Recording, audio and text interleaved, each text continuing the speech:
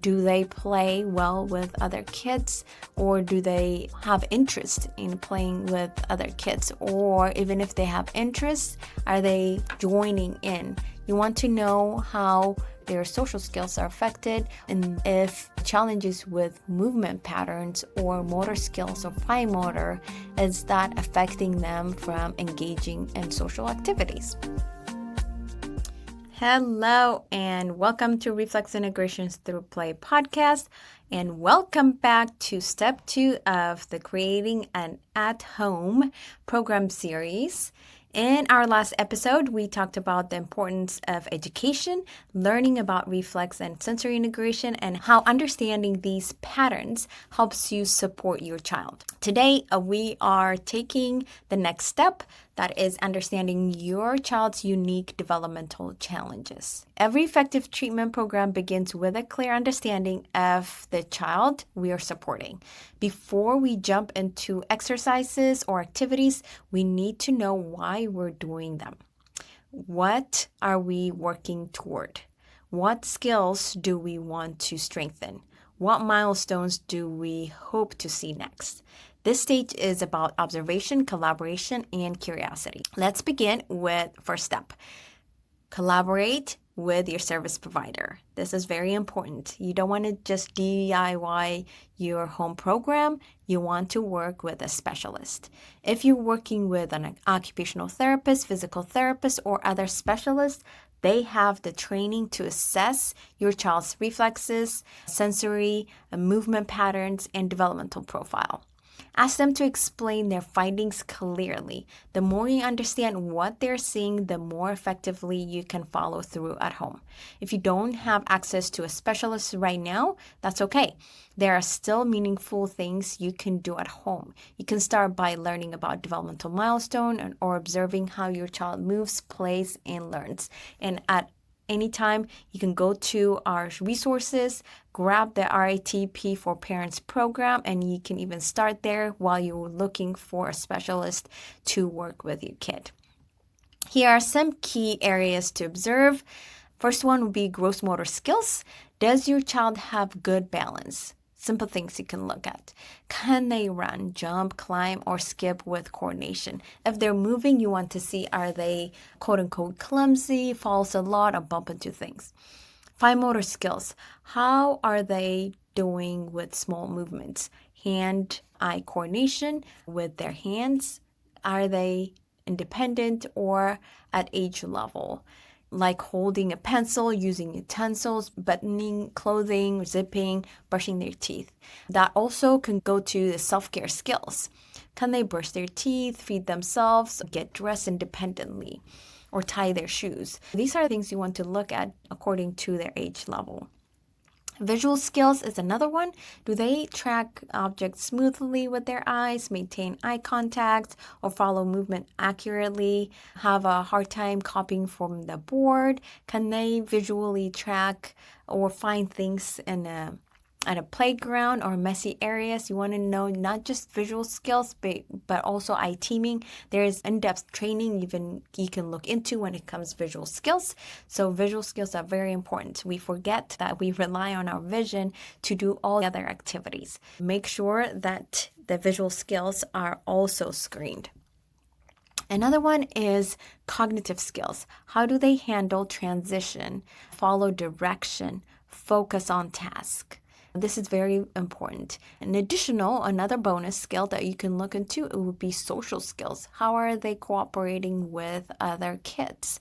Do they play well with other kids, or do they have interest in playing with other kids? Or even if they have interest, are they joining in? You want to know how their social skills are affected, and if challenges with movement patterns or motor skills or fine motor, is that affecting them from engaging in social activities? Observation is one of your most powerful tools. You see your child in all settings, at home and play, during school pickup or drop off, during a lot of other routines. So your observation is key. You can notice things that might not be a parent in a 30 or 45-minute therapy sessions, in that which is very controlled session at times. So that's why your observation is really important. If you don't know what to observe and you're working with a therapist, you can ask your therapist, what are areas that you want me to observe? And how is this going to affect his day-to-day life? So you can ask your therapist to guide you through this. And you can take notes or, take short videos. I like videos. I like getting videos. So it can give me a good sense of what the child is doing in different settings. And that will help you remember what you see and what your therapist is going to look at is going to be different. So they are trained to look in depth and pick up movement patterns or behaviors that you might miss. Taking a short video for them to refer to would be great.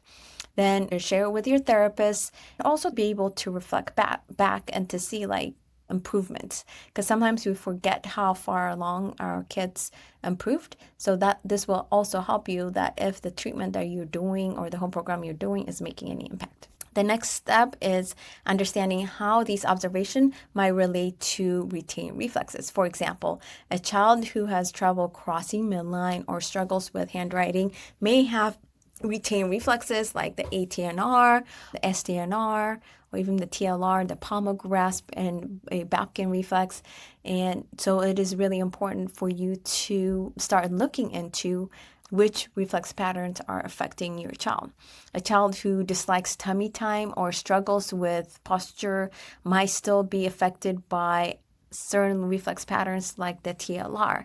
This doesn't mean something is wrong per se. It simply gives you information, clues we can use to design the right treatment plan for your child. This is going to help your therapist really well. Takeaway from this session for you is observe your child daily as much as you can. You have insight no one else have because you have your child throughout the day in different settings. Collaborate closely with your service provider who are guiding you.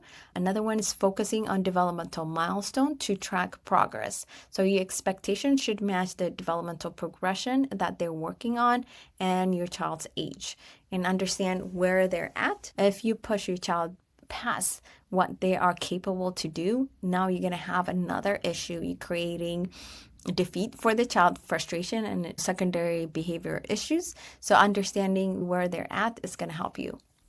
Use your observation to connect behavior to possible reflex patterns that are apparent in the body.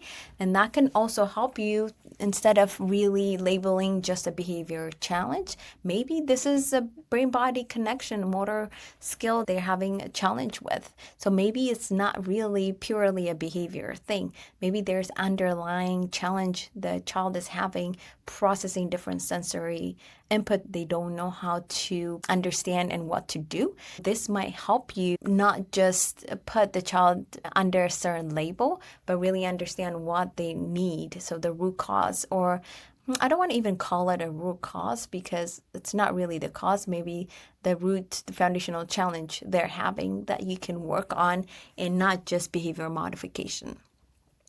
When you start understanding your child deeply, you will shift from frustration to clarity. I've seen it a lot with me as a parent, helping other parents, in working with educators. The more we understand the deeper challenge they're having and processing these multiple sensory input to their body and how they process, and not taking it personally, it really shifts and gives us clarity and compassion towards them. A power struggle between the teacher and the child, or the parent or the child, or the therapist and the child, but it is really the child is trying to process all the sensory input in their body.